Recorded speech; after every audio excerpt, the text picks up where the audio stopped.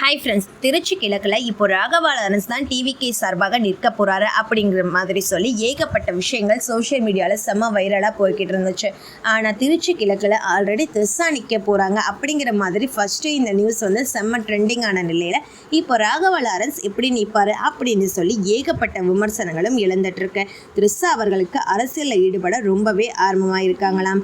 So டிவிகேல கண்டிப்பாக join பண்ணிடுவாங்க அப்படிங்கிற மாதிரி சொல்லி முன்னாடியில இருந்தே இந்த விஷயத்தை ஷேர் பண்ணிட்டு இருக்க நிலையில இப்போ விஜய் அவர்கள் திரிஷா கூட தான் இருக்காங்க. அண்ட் திரிஷா அவர்களும் டிவிகேல செம்ம சப்போர்ட்டிவா இருக்காங்க. டிவிகேல அவங்க தொண்டர் மட்டும் இல்லாம சீக்கிரமே ஒரு கேண்டிடேட்டா மாறுவாங்க அப்படிங்கிற மாதிரி ஒரு நியூஸ் வந்து வந்துகிட்டு இருக்கு.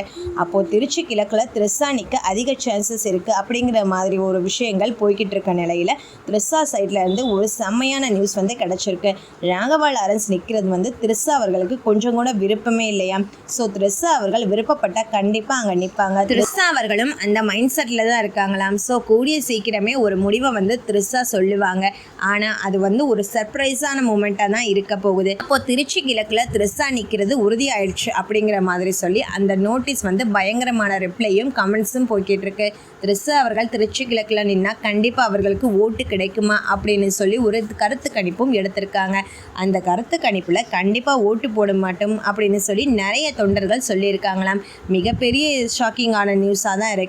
ஏன் இவங்களும் டிவிகே தானே, விஜய் அவர்களோட கட்சி தானே, கண்டிப்பாக சப்போர்ட் கொடுக்கணும் அப்படின்னு தொண்டர்கள் சொல்லியிருக்காங்களாம். ஸோ வெயிட் பண்ணி பார்க்கலாம் திரிஷா அவர்கள் திருச்சி கிழக்கில் நிற்கிறாங்களா இல்லையா அப்படிங்கிறத பற்றி.